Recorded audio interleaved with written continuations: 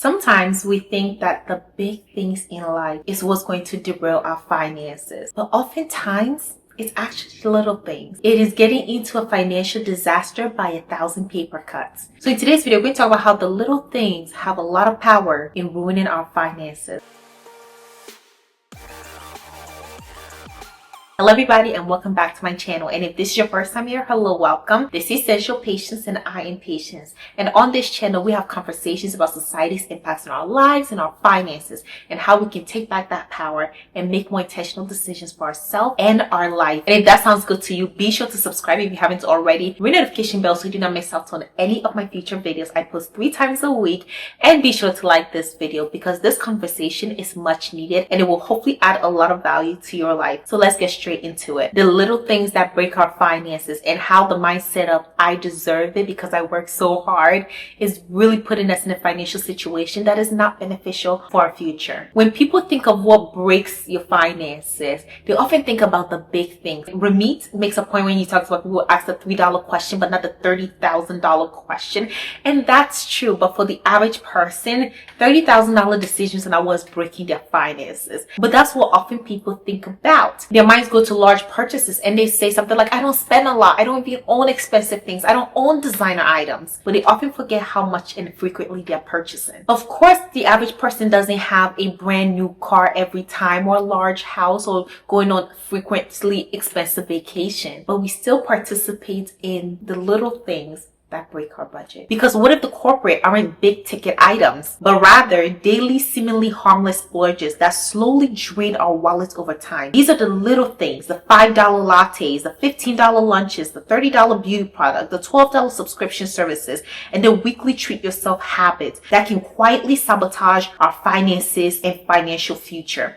And in the moment, they feel affordable and justified because we work so hard. You hear this all the time. So we deserve to treat ourselves. What is this $5 item when I worked so hard? I went to work. I worked 40 hours this week. I deserve that $5 item. But collectively, they create a pattern of unchecked spending that leads to missed financial goals, lack of savings, and even cycles of debt. Let's start with the first part, which I've titled Death by 1,000 Paper Cuts. How the small spending adds up. There's a popular saying that goes, it's not the mountain ahead that wears you out, it's the pebbles in your shoe. And the same can go for our finances. It's not that one-time $5 coffee that's going to break your finances, but over time, it adds up quickly. For example, you're buying $5 coffees every single weekday, so 5 days a week. That's $25. In a 4-week month, that's $100. And if you look at it over the span of a year, that is over $1,200 that you have spent on weekday coffee. That's okay if you can actually afford it and you can put it in your budget. But most people who are working with small margins, who are unable to save even a dime for the future, you really can't afford this. It's the same that goes to not taking a lunch to work. So you decided to buy a $15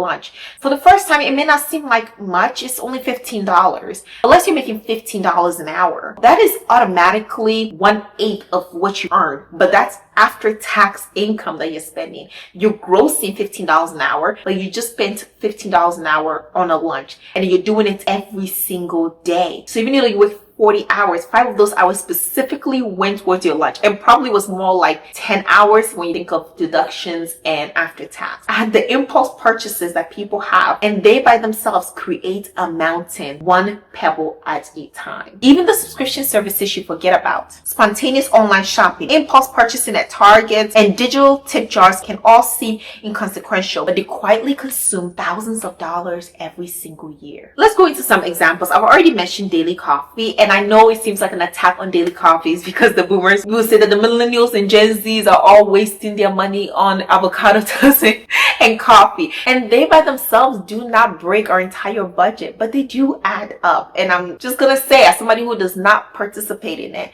it adds up quickly. Let's say you do 5 buy coffee every single day of the year, 365 days a week. That is over $1,800 at the end of the year. What can you do with $1,800? That alone can be the $100 a month you invest in your Roth IRA, and then over 40 years, and then you have over $1 million. That is the money you can use. And there's so much you can do with that when you need margin, when you need an emergency fund? Over 50% of Americans do not have $1,000 saved up. 25% don't even have $500 for an emergency without going into debt. We can all save that $5 a day, and over time it adds up to a significant amount of money. Let's say you're even dining out 2 to 3 times a week, or you're going for lunch at work just 2 to 3 times per week, and it comes up to a total of $30, which is quite low, by the way. Now, food is expensive. Even the fast foods can be very expensive. That can easily add up to over $1,500 per year. So already, if you've totaled the daily coffees and then 2 to 3 times a week lunch, we're already over $3,000. Eating out is something that you don't have to do. You can actually eat at home, and it's healthier for you as well.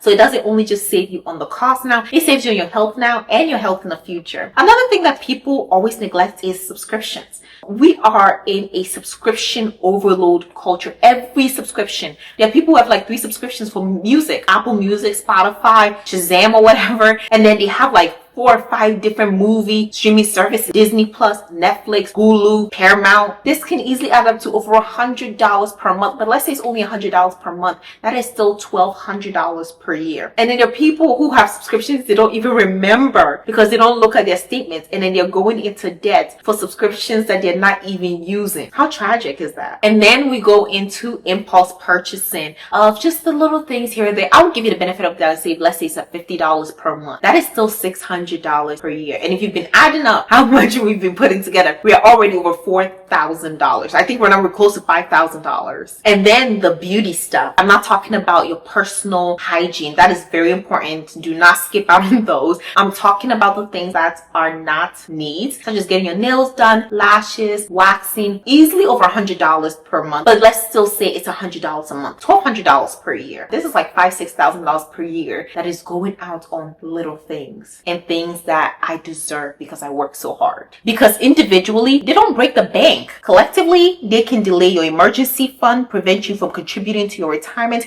and keep you from paying off debt. And I'm not saying you can't have all of these things or you don't deserve it, but let's look at our priorities. Is this something that we can afford now, or maybe save for later? I am on team later, because you can have it all, you just can't have it all at once. And the reason why I really wanted to explore this is because of the I deserve it being a dangerous loop that can kill your finances. If you buy a $2,000 designer purse, you can see it. You know exactly where the money went.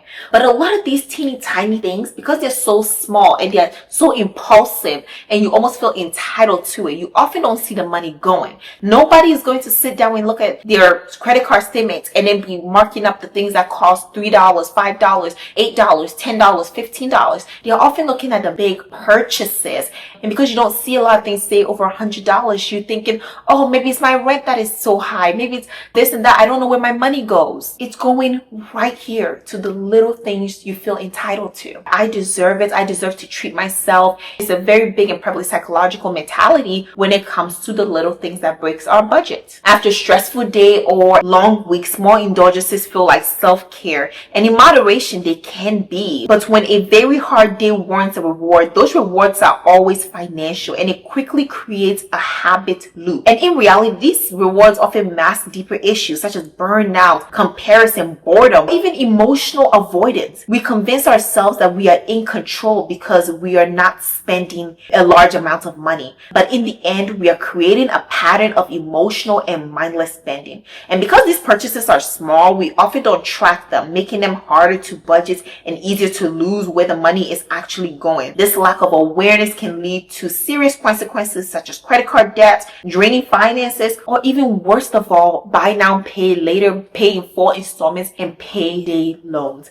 And we're seeing this trap coming over and over again, because not only are you spending everything that you make, today people are spending money before they even earn it. Now let's move on to the next section, which is disaster in disguise, when small spending meets crisis. I often speak of opportunity cost. And sometimes when you're purchasing that small thing, whether it's the daily coffee maybe the lunch you could have prepped at home, but instead you decide to go buy, or that shirt that you see that you just wanted because you feel like you worked so hard and therefore deserve it. What's the opportunity cost? Do we ever think that far? I often think that way, and that's how I'm able to control my spending. What am I giving up to get this? Especially if it's not in the budget. Oftentimes it is some sort of savings that it doesn't go towards. But for a lot of Americans, when we added up that $5,000 to $6,000, $7,000, we're missing out on a lot of opportunities. There is a true opportunity cost to these little things that are breaking our finances, present and future. The first one is a Roth IRA. When you look at how much people spend on these little things, literally giving bare minimum for some of these costs, but when you add it up, you would realize that a lot of people can easily max out their Roth IRA if they prioritize funneling that money from these I deserve it affordable luxuries into actual savings. They will actually have that $7,000 per year to max out their Roth IRA, but they don't, because it's eaten up month by month. $7,000 per month is about $588. People easily spend that on going out, eating out, drinking, going to get beauty treatments, impulse purchasing, ordering food. They also missing out on the opportunity to build a fully funded emergency fund. That's $7,000. You keep it for 2 to 3 years. You have an emergency fund, probably fully funded emergency fund. And a lot of people just don't see it that way. They feel like they have to build an emergency fund immediately or else go left behind. But most people who build emergency fund, especially fully funded 6-month emergency fund, it's not a one-time thing. It takes months and years to build a fully funded emergency fund, whether 3 months or 6 months. And as I always encourage people, if your fully funded emergency fund is just $10,000, try to get to $10,000. I feel like that's a really solid number that will help you combat a lot of things life throws your ways. And I always hear the excuses of, well, I know this person emergency fund and this happened and it was uncontrollable. They still went broke. Well, yeah, but at least now you have $10,000 that will let you not go broke faster or not go as broke as you would be. Would you rather have $10,000 or have nothing when life comes your way? I choose the $10,000. Another thing people forego is paying off debt. Oftentimes they're even doing the opposite, which is creating debt. Rather than becoming debt free, they are creating debt because they go into debt for these little things. And therefore, by choosing to avoid these little things that break your budget, you're avoiding debt and you're able to put whatever money that you can save towards paying off your student loans, car loans, credit card, payday loans, buy now, pay later loans, personal loans, medical debt. You can actually pay that off. I was listening to this person talk about how they cannot afford to pay their student loan debt. And I looked at them, and I don't want to judge people because you never know people's backstories, but it looked like they were living a pretty good life. I personally have never seen a budget where I could not create margin to pay off debt. It would have to be so tight to the T. And sometimes we actually delude ourselves to think we have a tight budget because we put our discretionary spending in there as if we can't move it or we can't slash it, or a splurge budget as if we're not going to live without them. But oftentimes when you look at a budget, you can always find margin to pay off debt. I've yet to see a budget where it was so tight, it was unmovable, unshakable. Let me know if you've seen one. And I would like to clarify that oftentimes when I do see this, the person's either unemployed or underemployed or just not advancing as much in their career, which are other topics beyond just the average person making money and then outspending it. That could be a video for another day. Another opportunity cost is the ability to advance your education, whether it's going to trade school or going to get a master's degree, a bachelor's degree, or even if you're already in college, being able to pay for your school along the way. Education is such an important part of our lives, and for those who want to pursue it, it comes with great rewards. I did a video where I talked about how a man with a bachelor's degree will out-earn a man with a high school diploma by about $900,000 in their lifetime. And if he gets a master's degree, he will out-earn the high school diploma guy by $1.5 million. And for a woman with a bachelor's degree, she will on average out-earn a woman with a high school diploma as a high school of education with about $630,000. And then once she gets her master's, she gets to up to $1.1 million. So that is a huge premium on education that if you're able to tap into, and especially be able to get it debt free, you'll be able to go into a whole new income bracket while being able to also stay debt free or at least very low in debt. Another one is lowering your anxiety, having peace, being able to live within your means and know that if push comes to shove, you're okay. You're not always living this anxious life. Whenever I feel like I overspent on something that was not in the budget, I always get anxious. Like I know that it's going to hit and I'm going to be like, oh, where's this money going to come from? Because it was not in the budget. But when I follow my budgets, I feel good. When I follow my plans in general, when I follow my schedule, when I follow the things I have for my life that I want for my life, I feel good. And that includes my finances because I'm able to trust myself. Like if I plan to do this, I actually do. I'm a person of my word to myself. Oftentimes we forget that we're also building trust with ourselves based on our actions.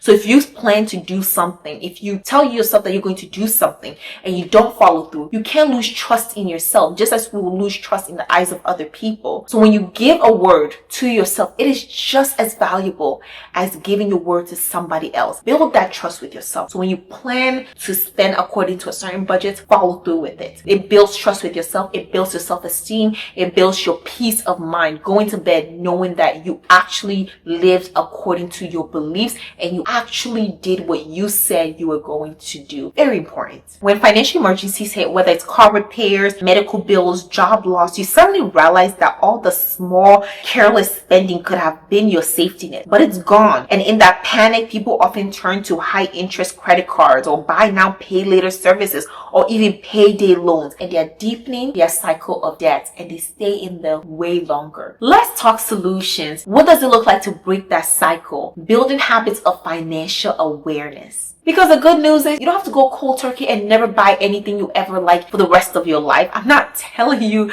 that you can't buy daily coffees anymore or you can't enjoy lunch with your friends, go outside and buy the shirt that you want. I would never even recommend that to somebody. We're all living in this world and we should enjoy it. Whether you want to go on vacation or even upgrading cars, these are all possible. It's just about planning and prioritizing. One of the first things you can do is to become financially aware by tracking your expenses. Don't blindly pay your credit card statement without looking at them. Look at every purchase. I track every single penny, and I've actually been doing this since I was in college because I was on a very, very limited budget. I would track everything. It doesn't matter if I bought a snack for $1. Even today, I would still record it. And so I can know where all my money is. I don't go, where did all my money go? I can literally go back into my spreadsheets and know where every single penny went. And I'm proud of that. I know it seems tasking, and you don't have to be as meticulous as we money nerds like to be. You can use certain apps. I know Mint Mobile went out of business, but Dave Ramsey has an app. I think Rocket Money is one of them too. And just a lot of financial apps that are there. Just make sure it's authentic and trustworthy and you can use it to track your expenses. But a lot of credit cards today even do a pie chart. I know mine do. They'll give you a pie chart of like what you spent your money on. It'll be like restaurants, shopping, groceries, blah, blah, blah. They kind of do a good job of breaking it down. So you don't have to be blind to what you're spending your money on. You want to know what you're spending on? Go look at your statements. Whether it's your credit card statement, your debit card statement. They give you statements for a reason. The next thing you want to do is create a budget. As you know, this channel is the budget channel. You know why you're here. And I will always encourage that you create a budget. And within that budget, you can give yourself a splurge fund. I do this for myself every single month. This year, I actually gave myself the biggest splurge fund I've had in years. And next year is going to go down because you can't have it all every single time. There are going to be new priorities unless I just make a substantial amount of money and I can afford it. I know how to prioritize when to increase based on the year, how it's going, my financial goals for the year, what's coming up. And then I know how to scale down when I need to because I understand it's fine. Maybe I go with less fun things this year, but next year is going to be better. And maybe the year after. I did this the same when I was paying off my car. I prioritized paying off my car. I slashed my splurge. Each month I had probably less than $50 of fun money, and whatever I could go without, I went without till I paid off my car. And that's why this year I'm reaping the benefits of having a higher splurge budget.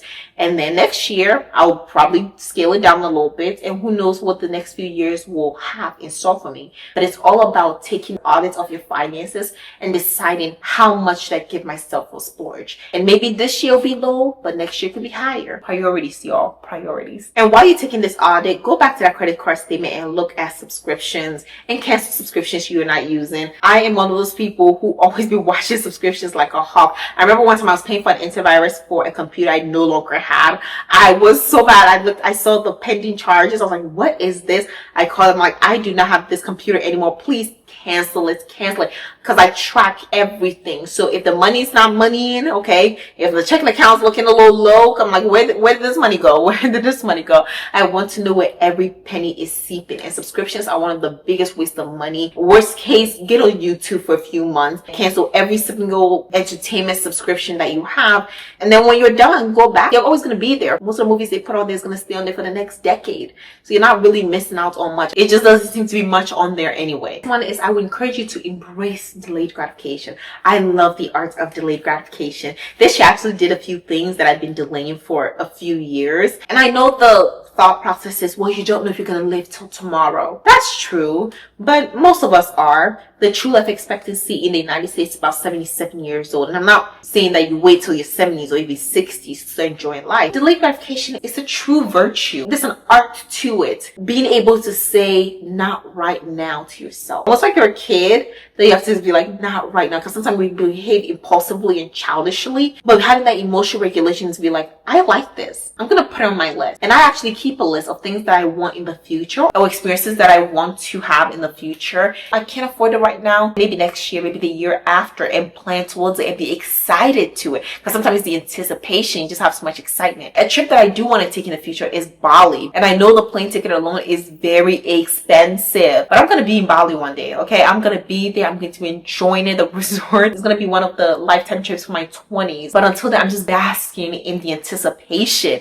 And who knows, maybe it might be everything I dream of. Maybe it might be a disappointment. But I'm not going to be like, oh, I just need to go right now. Bali's there. It's gonna be there. We don't know what's gonna happen in the future, but it's probably gonna be there in the next couple of years when I finally decide to take the trip. So I'm not gonna just be like, oh, I have to go right now or else or what. I'm gonna be just fine. I've been just fine. I've been wanting to go to Bali for the last couple of years. So if I have to wait a few years to finally go because other things came up, it's fine. I didn't have to find people who want to go. Nobody wants to go to Bali. Come on, you all. Let's go on this trip. So I'm giving my friends some time. We're all gonna plan towards it. Which leads into my next point of plan treats for the future. That delayed gratification finally happens, gives you a whole new level of appreciation for what you have and what you're going to have in the future. When you plan towards it, waiting, praying about it, anticipation, it's such a gratifying emotion. It shouldn't wear you down as if I can't have it now because I want it right now. Just make you want to work harder to get closer to it. And if you are struggling with being able to not spend as much as plan on spending, you can try different systems that would help you, such as the envelope system. So you have cash, let's say $50 per month, and if the cash is gone, that's it. That's all you have for splurge. Or you can even use prepaid cards, or you can have an account with a debit card that you only put that money in there. Once this runs out, it runs out. This can help you develop a habit of only spending on splurge and non-necessities, the things that you have planned. And once it's gone, it's gone. Another way of breaking the cycle of debt is always having an emergency fund. So building one, planning towards it, and letting yourself know that once you're in a financially good place, because an emergency fund is a financial safety net that makes lending when hard and unexpected financial situations come your way, it gives you somewhat of a soft landing. Still feel the impact. You probably, for the most part, will be annoyed that you have to spend money on this, but it's less emotionally, physically, and even financially tasking because you will have the money. Prioritize building that and let that be a goal that you get excited towards. Having a fully funded emergency fund, knowing that if something came your way, your entire financial situation will not be derailed, because that's what happens if you don't have an emergency fund. But if you do, you will be able to know that at least to the best of your control for the next 6 months, or as much as you can control it, you will have a softer landing. And the last but absolutely not the least is to not focus on the material things you have to buy. Focus on splurges that are low cost or cost nothing. Shopping should not be a hobby. When people are like, oh, my hobby is going shopping. You mean your hobby is just going to buy material things and walking up and down, always trying to find something else, always wanting more. I heard a quote about the man who is poor is not someone who has less, but someone who wants more. If you always want, you're always going to have to purchase. But if you're able to manage your expectations and find low cost ways to have fun, low-cost ways to still enjoy life, you'll be so much happier because you're not crowding your life with a bunch of material things. And that's one of the best things about being a minimalist. I'm able to justify not buying things, not just because I don't want to waste money, but because I don't want a bunch of clutter around me. If it's too much clutter, it clutters up your mind as well. And it's too much things to take care of. Free yourself of material things and rather seeking peace and joy in the most non-materialistic way as possible. Very helpful to yourself and helps your finances. Almost spiritual and emotional way of living consciously, but it also benefits you living in a financially conscious state. And now that we know how to be financially aware and how to break this cycle, I will bring this video to a close with a conclusion. Spending a small amount of money on yourself because you work hard or because you just feel like splurging is not inherently a bad thing. But when it's unconscious, habitual, and unchecked, it can quickly and quietly derail your financial goals. The little things do matter. They matter because they create habits, and habits shape your future. Being intentional doesn't mean never indulging. It means choosing when and how to indulge in the ways that support, not sabotage your financial health. By tracking your expenses, reflecting on your motivations, and shifting to a more mindful approach, you can reclaim and build a life of financial peace, one little decision at a time. And with that, I'm bringing this video to an end. Thank you all so much for watching this video. I hope it added value to your life. And if you like the video, hit the like button. Be sure to subscribe if you haven't already, and ring the notification bell so you do not miss out on any of my future videos. Let me know your thought process in the comment section. Do you believe that you fall for the little things? Do you believe that this I deserve it mentality is holding you back from where you could be financially, or you see that happening to the people around you? What are you doing to combat this, and how is it going? Remember that finances, like anything in life, like your health, it's not a sprint, it's not a destination, it's a journey. And the little decisions really do matter. Just like every time you choose to eat a meal, it matters for your health. Every financial decision you make, no matter how little, matters to your finances. And also be sure to come back to my channel on Monday, where I'll have a new video. I post 3 days a week, Mondays, Wednesdays, and Fridays. So thank you all again. Have a great day, and I'll see you in my next video. Bye.